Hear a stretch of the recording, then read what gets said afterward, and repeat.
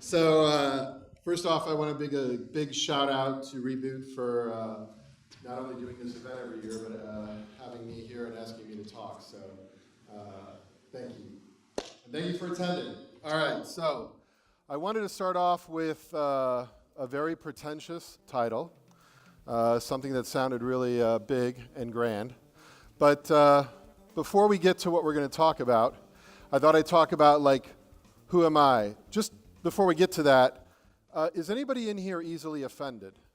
Because that's really important to me before I start speaking. And as you learn more about me, you might find that I'm kind of a contrarian. I'm a little bit direct, read a lot direct. And I generally hope when I'm done talking, no one will ever ask me to come back and speak at a conference again.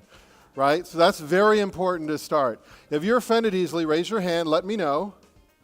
I would be shocked if any one person is easily offended. Listen, there are 2 other lectures that are with people who have done really good things in the industry. If you want to go there, you should. Yeah, now, well, don't test me. This is, has anybody here worked on No Man's Sky? No. Anybody here from Riot? New GM for Germany? Willkommen? Herzlich willkommen? All right, so good morning, good morgen, and dobre jutra. So, who am I? Why am I talking to you? So, I started far away from the game development business. I started in, of all things, nuclear engineering in the US Navy. And I learned a couple of things there that would later be very relevant to games, specifically systems and then leadership.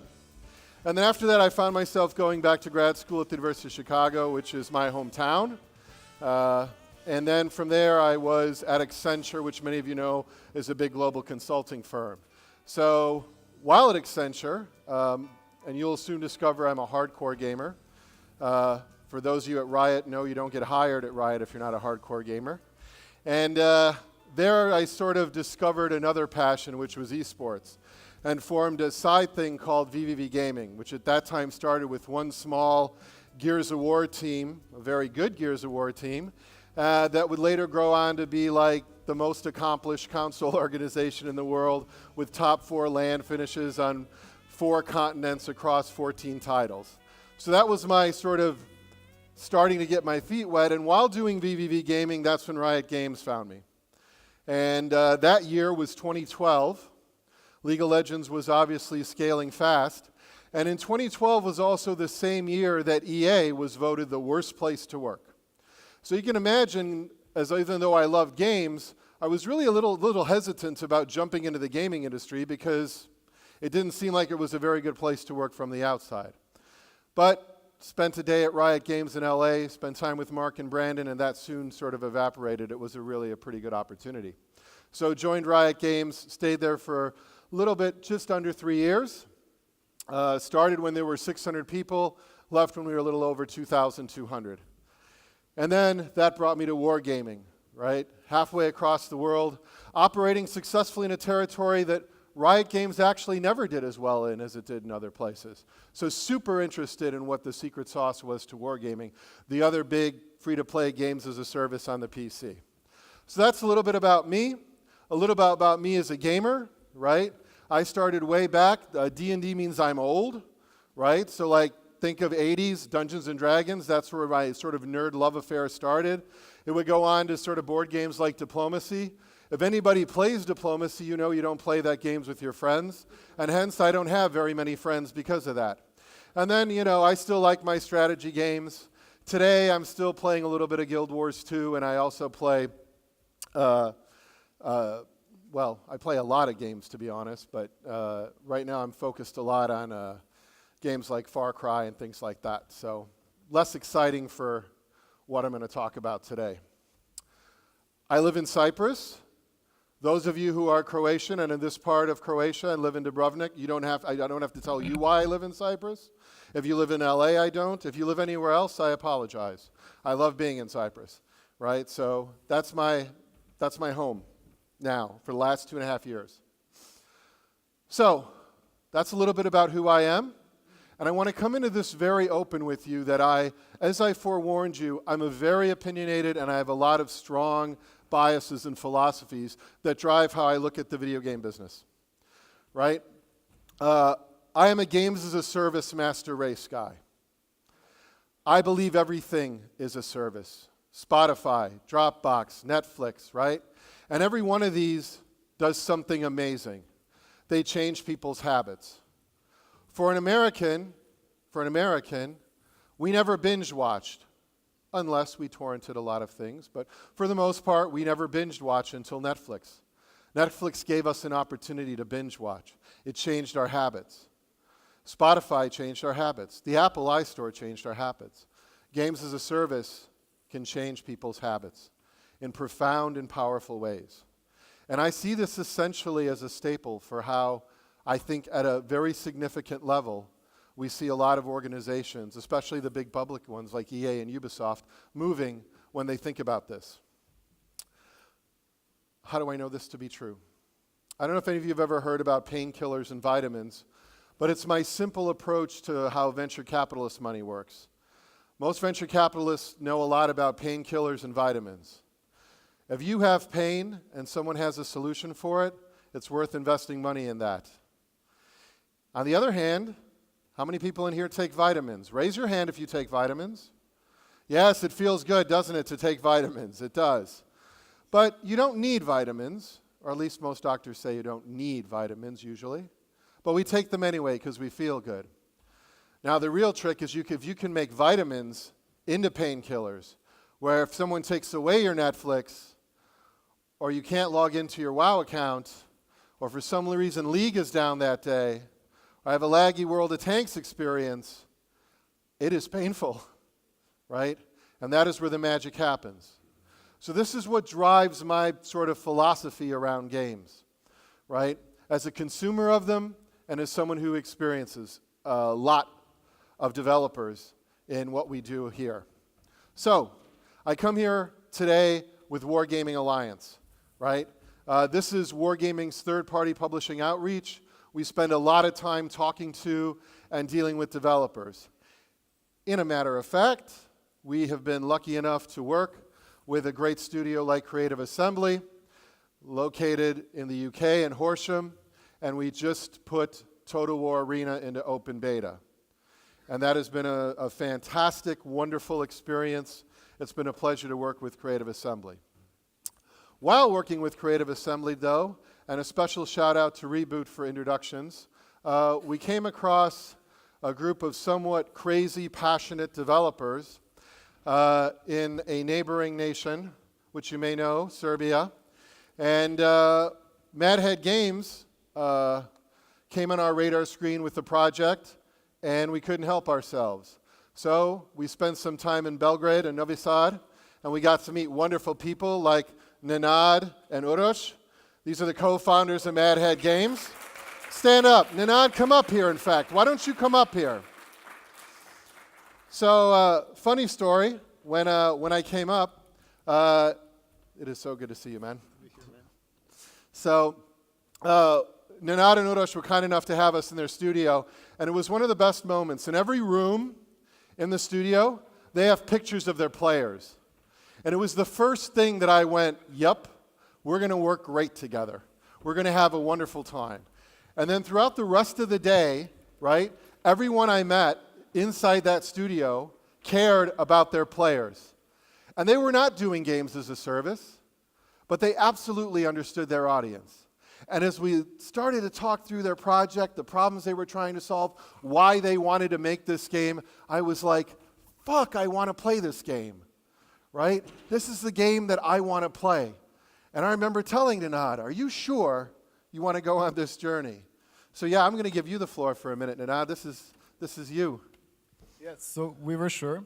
And there's actually a pretty simple reason for that. And I think most of the people from the region can actually relate to that because, so obviously exciting times are in front of us, but it's not just about them being exciting, it's about them being hard. So we all understand that the excitement part comes from the fact that we're making games and that it's like inherently very exciting. But the hard part is, especially for this region, is the fact that we're not just only building games, but we're also building companies, which is also true for the rest of the world as well. But what we're also doing is building an ecosystem in which we can thrive, like people who are already in the industry, but we also need to create a pretty solid ground for the people which are going to come up and continue our legacy and continue our work. And that's the part of our big mission which we need to do. So sometimes I have a feeling that when we started doing this, when we started making games, it feels as if we jumped out of the plane without our parachutes, and that we're literally sewing our parachutes while falling down. And you see where the problem in that is. And in order to do that, we really need to step up our game and to be very ready to make a safe landing. And we cannot do it alone. And when I say alone, I mean that in the widest sense possible. So we need to work together. Like, we need to work very strongly together and to help each other to achieve that. And so this is kind of a cheesy thing, and I told to my friends in the front row that I'm going to say this saying. So it's a Facebook saying. It says that it's an ancient African saying, which I'm not really sure whether it is or not, but it really conveys a very important message. And it says, if you want to travel fast, travel alone, but if you want to travel far, travel together. So this is what it's all about, and hopefully together, and at the same time together, we're actually going to get very, very far. So, yeah. See? How could you say no? Yeah. Thank you. Yeah, thank you. All right. So some people make it easy. What can I say, right? So obviously, this is the first time that we have announced publicly this partnership. So we actually started this at the end of the year, but we wanted to wait for the right time to the right place to talk about this. So on behalf of all of Wargaming, seriously, thank you so much for taking this journey with us. And I think other people will soon be joining the journey with us. So I look forward to that. For those of you who haven't, by the way, very seriously, if you don't know Nenad and Urosh and how they run their studio, I highly recommend you ask them. I do. Because from an outside perspective, Rioter would know this. There are a lot of things we value deeply that we need for someone to have a certain relationship toward their players. So this is what we're really going to talk about today. We're going to talk about sort of 4 big topics. And again, I hope that for all of you, they really resonate with you as developers about what is important, right? And give you a little bit about how we work, what's important, but more importantly than that, I want to source sort of where the ideas come from, right? What I've noticed, having been lucky enough and fortunate enough to be on the executive team at companies like Riot and Wargaming, I feel privileged that I'm able to share some of these insights, right? So starting with the audience, and I want to get a bright light to make sure you're all awake. Hopefully that worked. And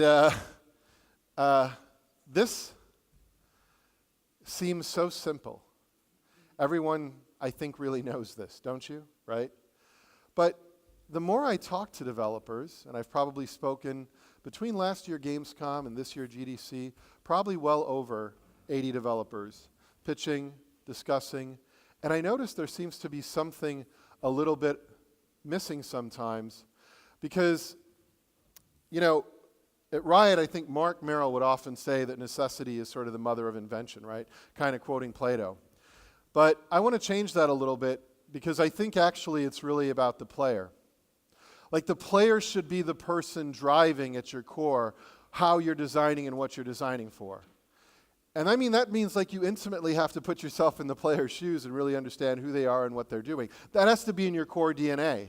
If you don't know how the person you're making the game for games every day, right? I'll give you a classic example. World of Tanks, total sort of player population, is far less likely to be playing on a computer with dual monitors. When I was at Riot Games, I couldn't imagine anybody that played League of Legends in college probably not having dual monitors. Those are simple differences that can make an enormous impact on how the ecosystem around your game gets created. And for those of you who doubt that players are really the core behind this, do you guys know what those games have in common? Anyone? They do that, but the reason they do that is every one of those games was created by players. Right? Those started as mods. Those were not big development budgets. Those were not amazing things. Those were mods by players, right? Think about that. And certainly, a couple of those, right, we very quickly forget we're mods at one time. So your audience does matter very much. So what's the most important thing to me when I listen to developers talk? I want to know how well you understand your player. Right, because you really have a really big challenge before you, right? If you really want to do something super impactful, something really meaningful, you have to change their behavior. And to change their behavior, you have to know who they are. That is, if you want to make games as a service, and because I have a bias, those are the things I care about, right? So, to me, this is good overview, but it's really about this. It really is about this.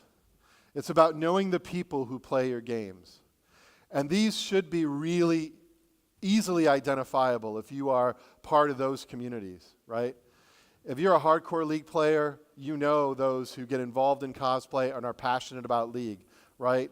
You don't go too far not knowing the mighty jingles if you like World of Tanks or World of Warships, right? These are some of those community members who really drive what we do.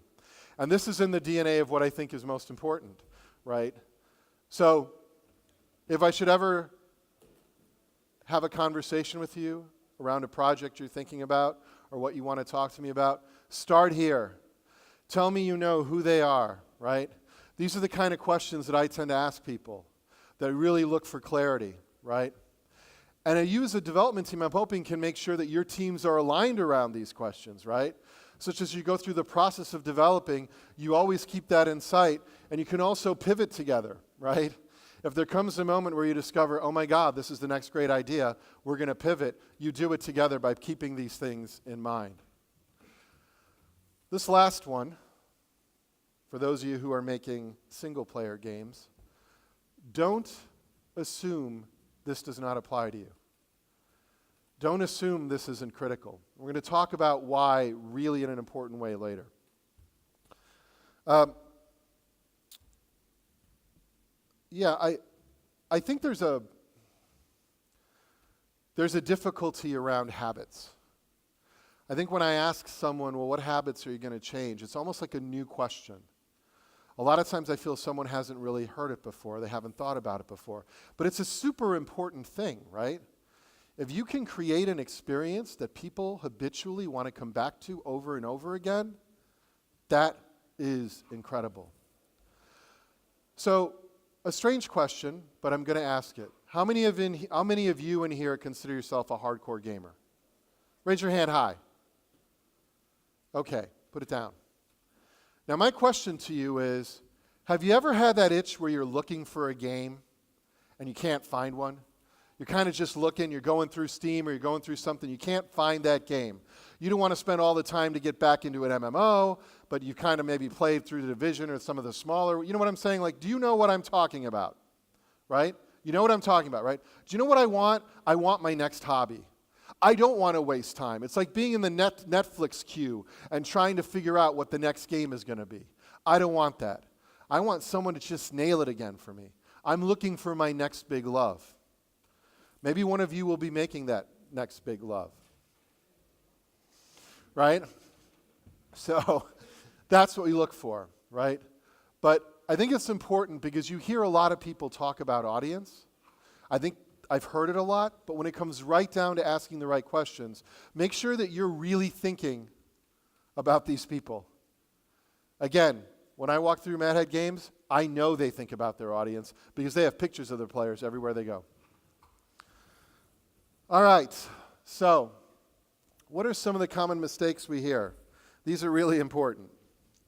I am not happy when someone tells me, well, we're looking to appeal to a broad audience.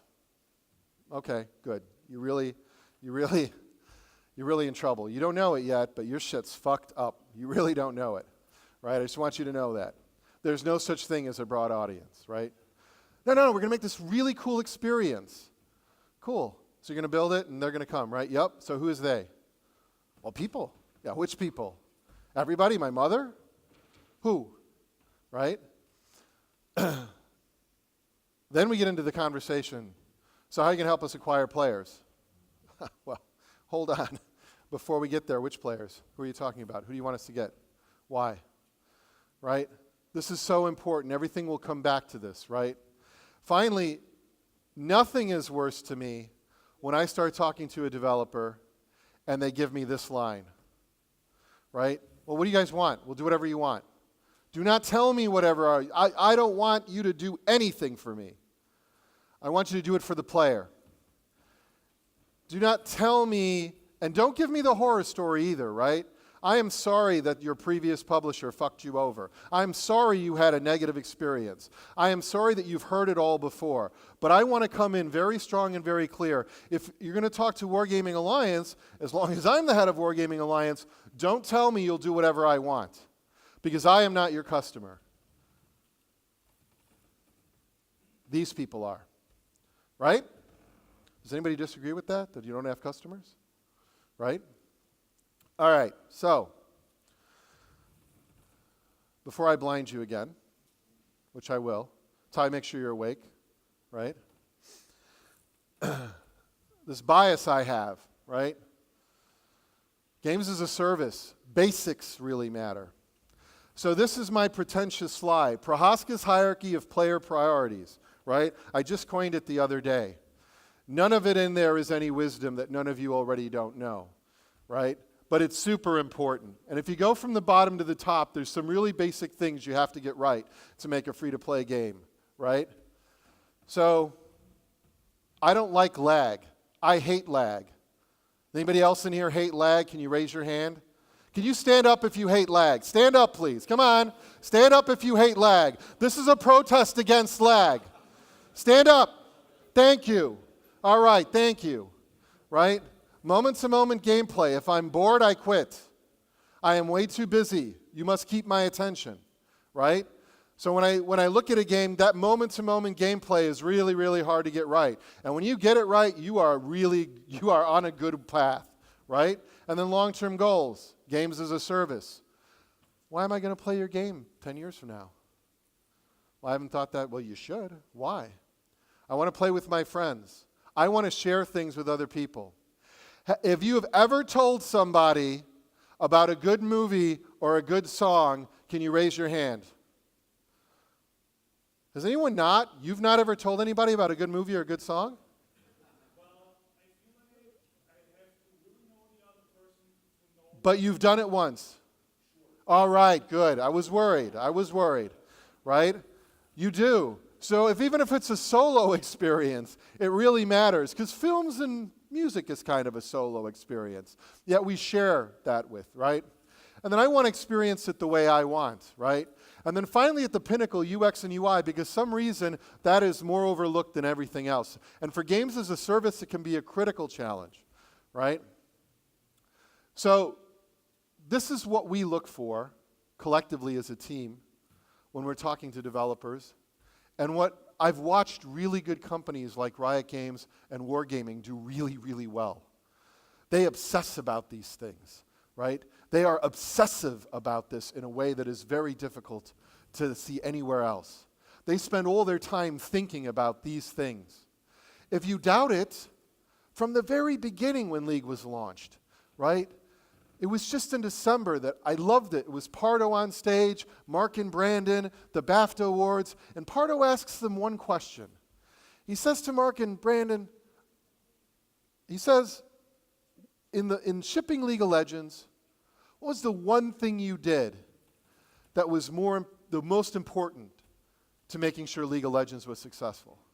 And Mark Merrill starts laughing. He looks at Scott Gelb and David Banks, and he starts smiling, and he says, 2-week patches. I know the guys are going to hate me for saying that, but 2-week patches. And then Brandon, in his normal elegance, goes, you got to give players hope. And it's a brilliant moment. If you get a chance to see it, I recommend you go look at it. It's the BAFTA Awards. It's at the end during the Q&A. Take a look at it. Wargaming knew that not every Siberian auto mechanic was going to have a high-end PC. And they needed to change habits. They needed to get people to become gamers. It's a fantastic challenge. And they also wanted to have epic 15-on-15 battles. Or, if you're a hardcore World of Tanks player, 1v15 battles. And you know what I mean. So, you can start to see, as we talked earlier about the audiences, some of the things important, like session length. If I'm an 18 to 22-year-old college student, if I'm somebody who works hard and comes home after a long day of rest, those are different experiences. Yet, I've probably shot things before, or it's easy, and I may or may not have played some kind of action RPG where people use a bunch of skills and play with their characters' kits, right?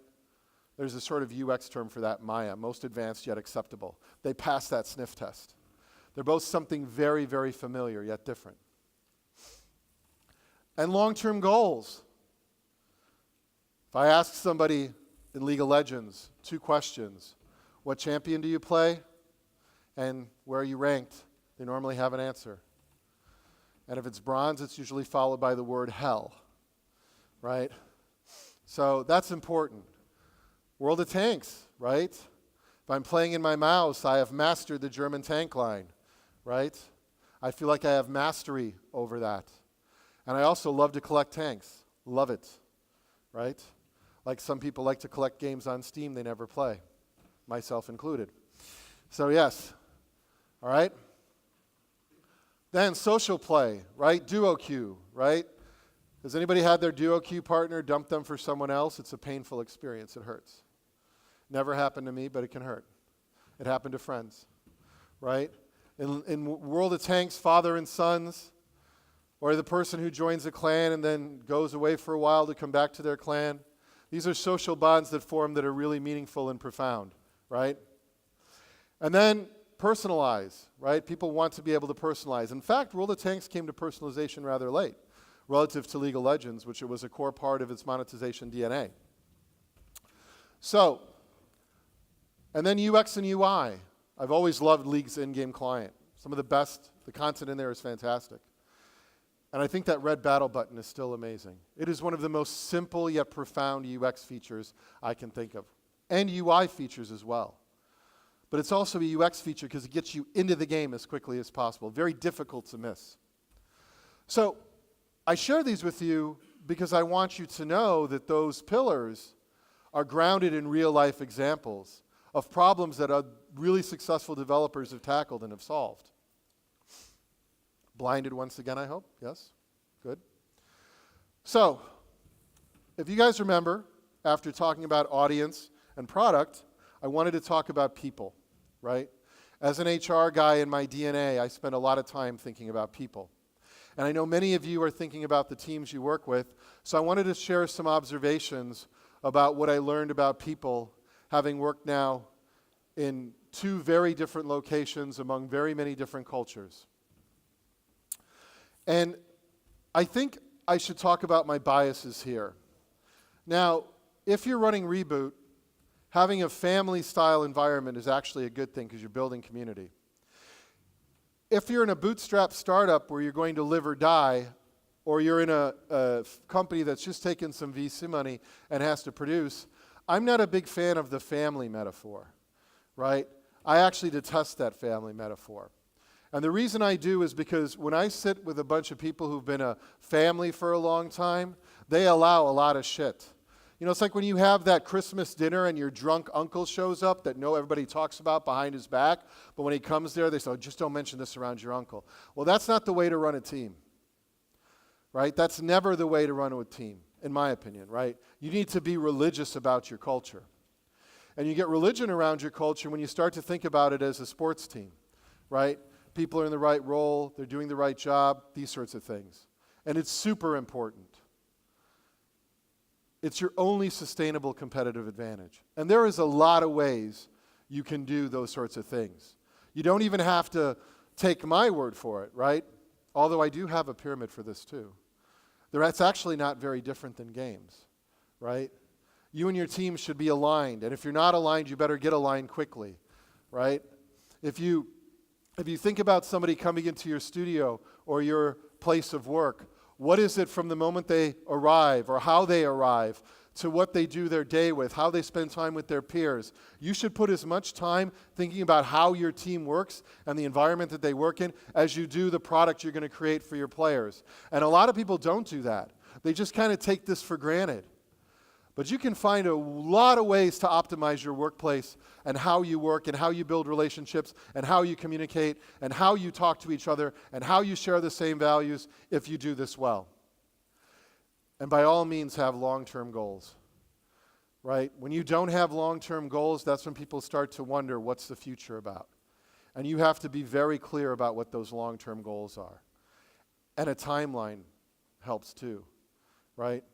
I'm not picking on Riot Games when I say this because I love Riot Games. But even Mark and Brandon would say we're still trying to put that S in games, right? It's about those long-term goals and having to execute on it. And it's hard, right? Wargaming, World of Tanks, World of Warships, World of Warplanes, there's a similarity there, isn't there? Right? Right? It's hard to go different, right? It is. But long-term goals are key. Trust, I don't think I have to explain that to anybody by now, but it's so important. I think good leaders do some really powerful things when they want to demonstrate trust.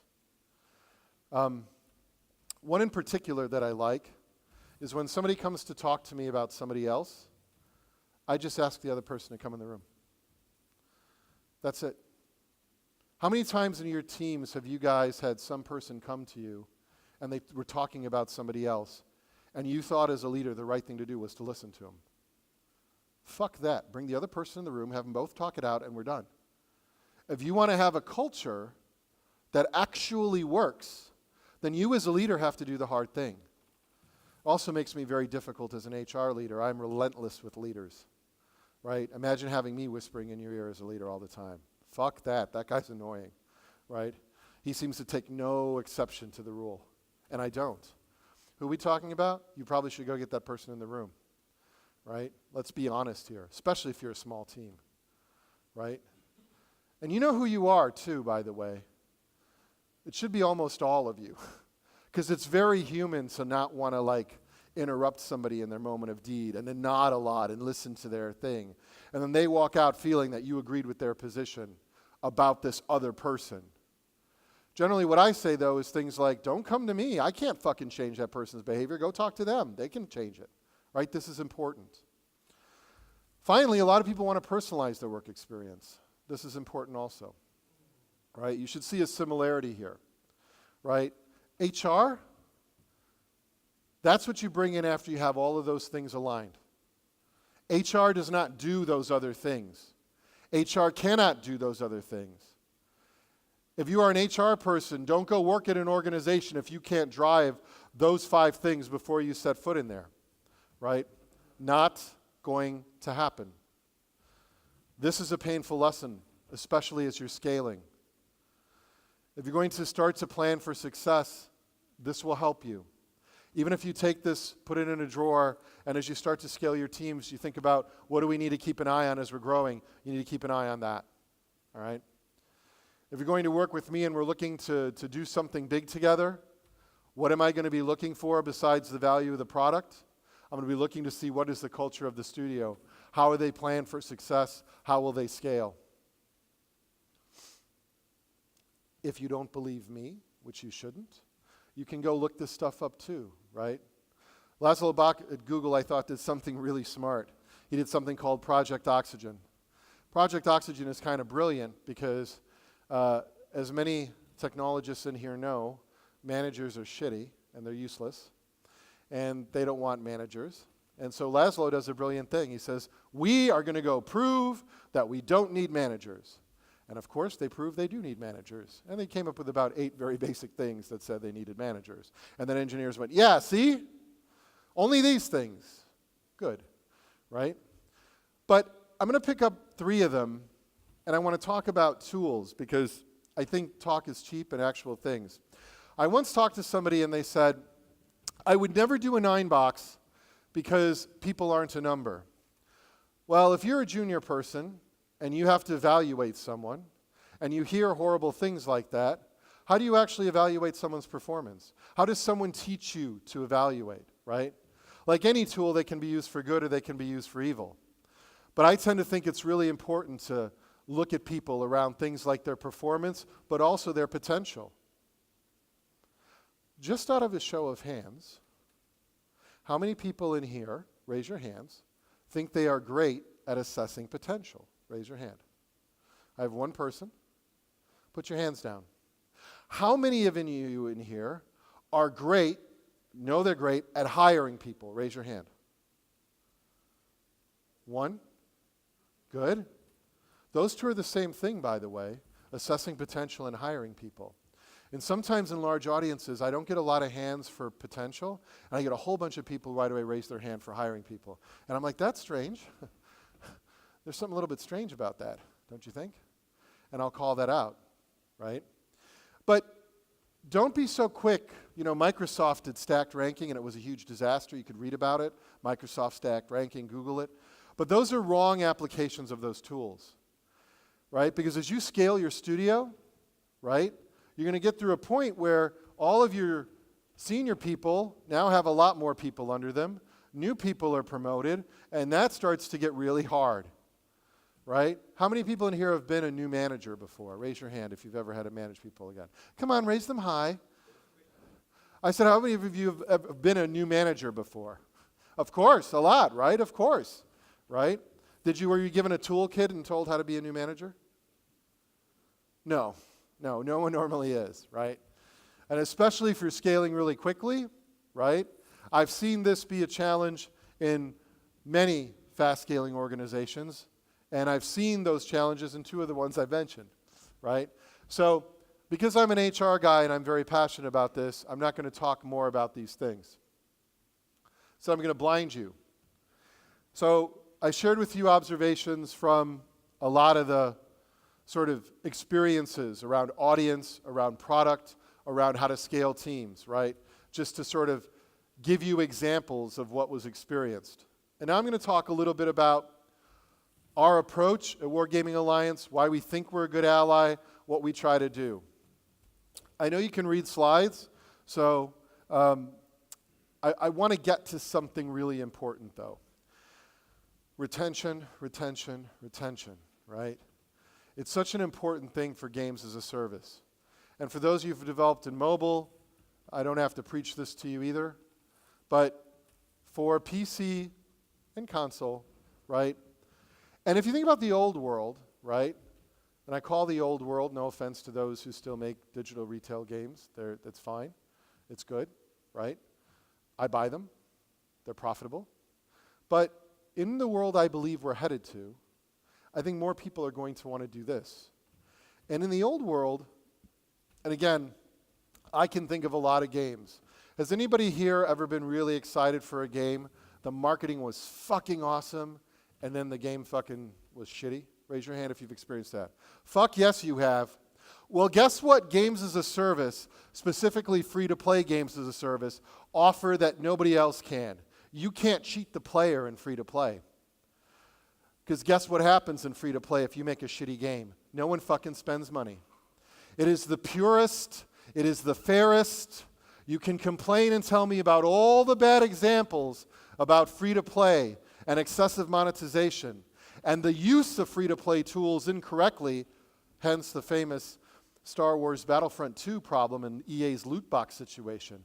A misuse of a free-to-play tool in what is essentially a retail game.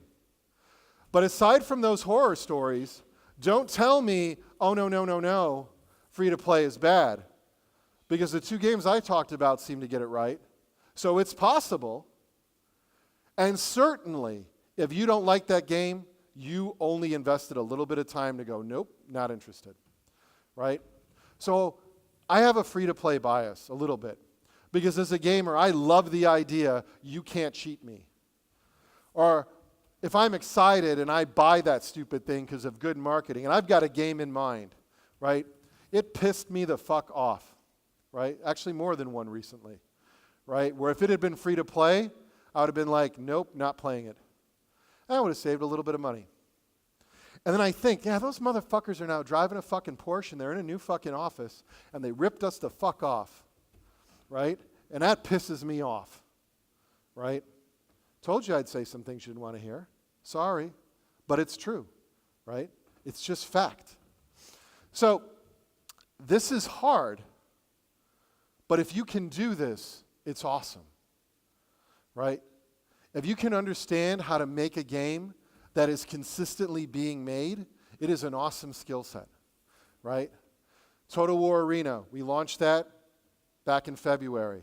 The hard work began, right? Day 1 retention, day 7 retention, day 14 retention, day 30 retention, reviewing data. How's our players behaving? What do we need to get in the new patch? There's no 6-month roadmap there, right? There is a 6-month roadmap, but it is going to be dependent on that real-time data you get back from players. And that's how you operate games as a service, right? You're consistently evolving your product. Not for everyone, but it is what I love to see.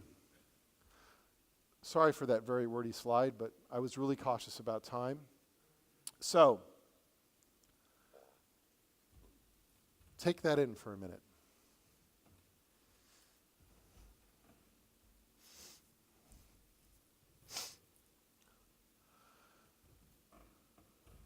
How many of you here trust your friends when they make a recommendation to play a game? Raise your hand.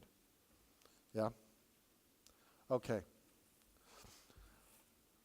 I'm not saying that marketing money is wasted. I'm not saying that. I'm not saying that performance advertising is a waste. I am not saying that either. I am saying, though, when you launch a games as a service game, you need to think long and hard about who your audience is, because they are going to be your ambassadors. They are going to be the people who tell their friends, who are going to be evangelists for your product. And there is something amazing about that when you get it right. And it's really important. Now, again, in digital retail, that doesn't apply true. You can spend a bunch of marketing dollars and someone will buy your game, and they will either like it or not like it. It doesn't matter. They bought your game. You got their money. You may get a little bit of negative review and that kind of thing, but you will cry yourself to the bank, I'm sure, right? Keep this in mind. Point 2 about games as a service. Acquiring quickly. For those of you who have had a lot of conversations with publishers, especially publishers that may come to you who have a lot of digital distribution experience in boxed products, you're going to generally find that they talk about one thing in particular. And that is that they talk a lot about the minimum marketing guarantee. How much money they're going to spend for you on your product, or how much they're going to offer you in marketing dollars for your product, right? You nod if you've ever had this conversation, right? Yes? That is not the right question to come talk about games as a service. The worst thing you can do is on day 1 spend a whole bunch of marketing dollars, bring in a whole bunch of players, and then have most of them churn out because the product isn't quite fully realized yet. So it's a slow upward growth. And that's different from saying, oh my God, if we just had better marketing dollars, our game would be better. In games as a service, especially free to play, it doesn't matter how big your funnel is. You can have a 200 million player funnel. If your retention is 1% and people hate the game, who cares? You spent that marketing money. Many of you probably know this, but it's important if you're new to this or you're thinking about doing games as a service, you think very seriously about those kinds of questions. Come prepared. And I appreciate the people taking the pictures too, because hopefully it helps. So what it does mean, though, is you need to think very sort of strategically about your marketing approach, right? Riot in early days really relied on early adopters and sort of referrals. And there's actually a wall of fame inside Riot in LA that has that very thing. And then, of course, later on, when you're operating and churning, you can start to filter in a little bit more marketing dollars. If, however, you're trying to build a new game community in a part of the world, let's say Eastern Russia, that may not have a lot of games, you can't rely on that strategy, right? You actually have to rely on performance advertising, because the odds are that your Siberian auto mechanic may not have any gamer friends. But if he sees a banner ad for a game and it's something he's interested in, he may buy that. So you need to know who your audience is really clearly to make sure you're thinking appropriately, right?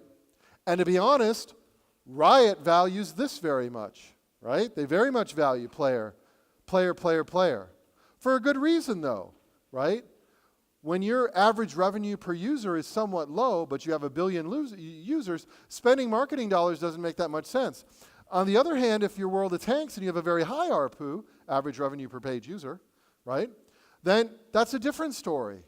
Maybe it does make sense to use performance advertising early because of that. So you need to know the differences, right? And you need to have a very, very, very sophisticated view of how, why, and how to execute on that. Finally, engagement. I had somebody ask me the other day, how does Wargaming engage their audiences? And I thought, how does Wargaming engage their audiences? Well, that's a tough question.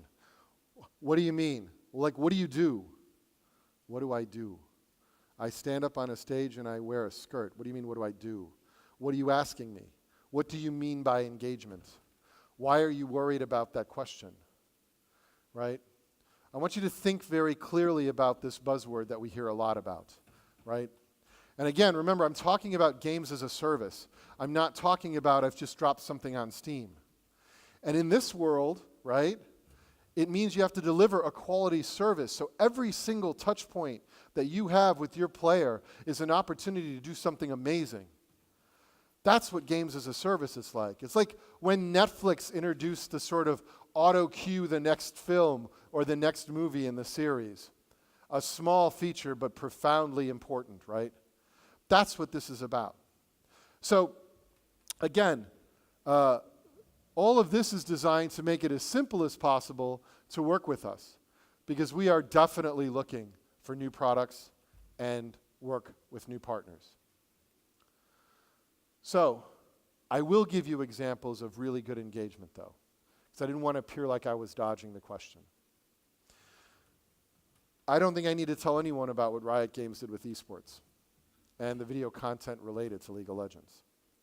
At the same level, what I may need to tell you about is what World of Tanks does. It's so funny now to see it, because it's so bizarre to me. As an American, culturally, we value big things. We value big arenas. We do. We love that. That gives us, like, when we see League of Legends and you're sitting there and you're in the soccer stadium in Seoul, you're like, this is awesome. Imagine Dragons is playing, you're like, this is cool, right? But for World of Tanks, that would have been the wrong thing to do. In World of Tanks, the events team travels all over Russia and meets with players in small towns and really engages them about their hobby and their passion. Inside the Minsk headquarters, there is a museum of player-made art that you could almost cry in. The amount of love and passion that players have put into what they're creating. I think these are really awesome things to learn from. This is what it means to engage players. You have to know who the audience is, you have to know how they live, and you have to know what they value. And for those of you with a Slavic soul, you'll understand why coming to my town and sharing with me World of Tanks means a lot more than putting something in a big stadium, right? And that's something that's a big difference culturally between Riot and Wargaming, right? The DNA of your studio can make such a big difference in how you approach your players. All right, finally, the one that everybody sort of talks a lot about, monetization. It may have been Peter Drucker, the famous business guy, who said this, but basically he said, figure out what people will pay for it, and then figure out a way to build it for that price, right? And every time somebody gets that wrong, free-to-play, in-game monetization gets a negative rap. People say negative things about it. But if you get it right, it's a phenomenally awesome experience for the player, their hobby, their future, and you. Wargaming, this is one of the things I think Wargaming does better than any company on the planet. And I'm not saying that because I'm at Wargaming. There are many things that Wargaming doesn't do well, just like there are many things that Riot Games doesn't do well or any company doesn't do well. But here it's probably one of the best expertise I've ever seen. And at Accenture, going across a ton of businesses, seeing a ton of things, I still think this is one of the most sophisticated and sort of best monetization teams in gaming. They're phenomenal. But free-to-play is just one option for games as a service, right? For a long time, there's been subscription, there's hybrid models, there's all sorts of things. And I don't believe we're at the end of all business models for games. I think we're probably at just the beginning. And I think it's going to continue to evolve. and we're going to see it keep evolving, right? And if you're creating content, you need to be adaptable, because as models change and as things move, we're going to see financial models start to change, publishing deals start to change. It's going to just keep snowballing, right? So, I want to give you some examples that should be really obvious, not too complicated. If you've ever played League of Legends, your identity, the skins you wear, your icons, they're critical, right? And if it's inside World of Tanks, it's a little bit about time, right? I want to get to my collection as fast as possible. I want to play those more powerful tanks or more powerful ships. Can you help me, as a busy guy who spends a lot of time, to get to that goal a little bit faster, right? So, these are questions we tend to ask developers who want to work with us, right? And these questions are things that we hope will make you as a developer and your team think, right? Think deeply about your product, who you're aiming for, and why. And again, it's not an exhaustive list. It's not supposed to be, oh, you know, if you get these 4 right, everything's okay. But it just gives you some good broad questions you can bring to your team, right? Because I do find it super helpful when developers come prepared and have thought deeply about their audience and their product, and really have a strategy and a sort of vision for how they see their game being run. All right, so with that being said, let's get to questions. And yeah, let's get right to that. By the way, is that blinding still? Is that blinding? You sure? I'm just going to leave it up there. That way it highlights the middle of the room right here nicely. All right, so anybody have any questions, thoughts, critiques? Anyone? Yeah, you haven't been offensive enough, honestly. Not offensive enough? No, too sensible. Too sensible? Yes. Too sensible? Yes. I have never been accused of being too sensible. I will take that as holy shit, I'm getting weak. Maybe I become too nice in my old age. Yeah, I'm really usually not very nice. But seriously, I hope that you're able to take some practical things from this. And the spirit here is to give you ideas, to talk about what I've seen in the last, 6, 7 years, and then just sort of share some questions. I saw some of you taking pictures. You're welcome to have a copy of the deck. You're welcome to come talk to me anytime during the conference, or anybody from Wargaming Alliance. I will say again, though, I really recommend, if you don't already know Nanad and Urosh, that you actually reach out to them, because if they represent the kind of developer in this region, for those of you who don't spend a lot of time in this region, that speaks very positively about the future of development in the region. It really does. Because, if you can imagine, a global company like Wargaming has a lot of choices around the globe and talks to a lot of people at GDC and a lot of people at Gamescom. And then when a team and a vision comes to you that is ambitious yet doable, and passion is there, and they care about their audience, you just feel really lucky to have the opportunity to work with such talented developers. So that's my piece. All right. Thank you. Thank you.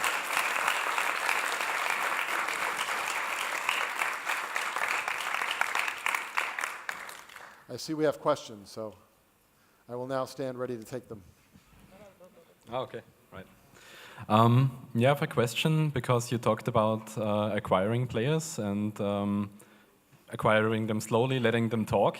And I know that especially World of Tanks and League of Legends also have some problems with toxicity, or had some problems. Do you have some insights or thoughts about, especially in the early phases? Yeah, when it's you a acquire really players? good question. Thank you.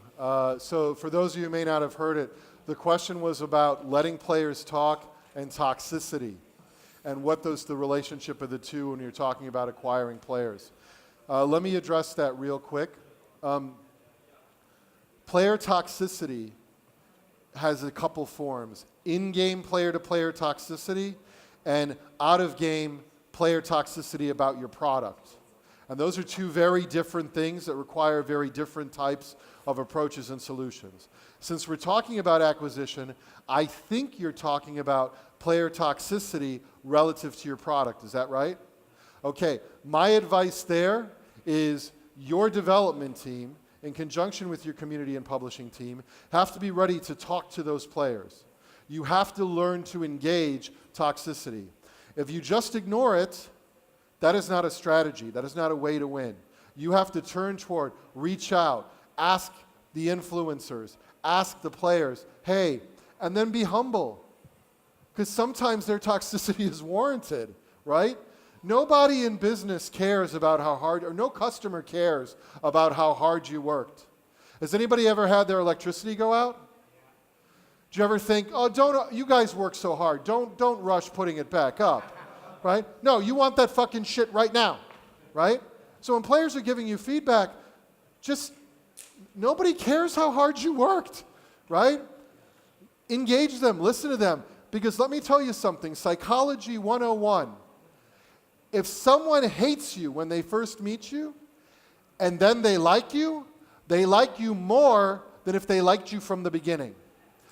A very valuable tool is being able to change someone's mind and change their perception. If your studio or publishing team has that ability, you will be much more successful. So my advice about player toxicity, engage it, talk to players, form the relationship, and be direct with them.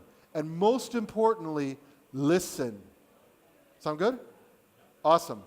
Anybody else? Over there. I want to be cautious of time, though, so. All right, I'll try to make it quick. A lot of great points you raised. There was one thing that really stood out to me, which was about free-to-play. And when you asked the question, do you ever feel ripped off by the marketing of a game?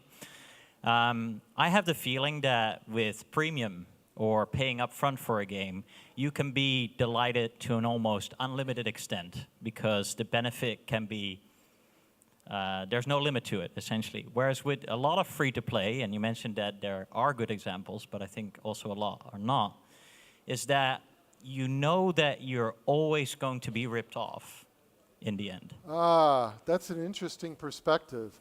I will be honest, very honest with you. I feel that way about a lot of mobile games sometimes, right? I see that happen more often in mobile titles. And no offense to anyone in here who is a mobile developer, there are fantastic mobile games. But there is a lot of distilling cocaine into the worst possible form to make you sniff it as often as possible. And those games, once you spend more money than you planned in a mobile game, you are usually feeling pretty ripped off, right? I'm hoping that, I mean, this is a responsibility, correct? And what I feel about this is if you get your monetization strategy wrong, players will leave. It is part of your design. You have to balance those things very clearly. So I will say this as the answer to your question. You're right. You can feel ripped off in free-to-play, and it is imperative that you think very carefully how players feel, because once you lose a player's trust, or once you have a player feel regret, feeling regret that they spent money in your game is the road to killing your own product. So I actually agree with you, but I do think if you can get it right, you can see the really large organizations and the large number of players who are delighted, love the game, whether they can pay a little or they can pay a lot, and there to me is something positive about that. Of course, the product has to match the monetization model, and not all games should, nor would I want them to be free to play. You're welcome. Cool. This is all the time we have. You can ask questions. Yeah, just catch me and all. afterwards. Yeah. Thank you, everyone. Thank you so much.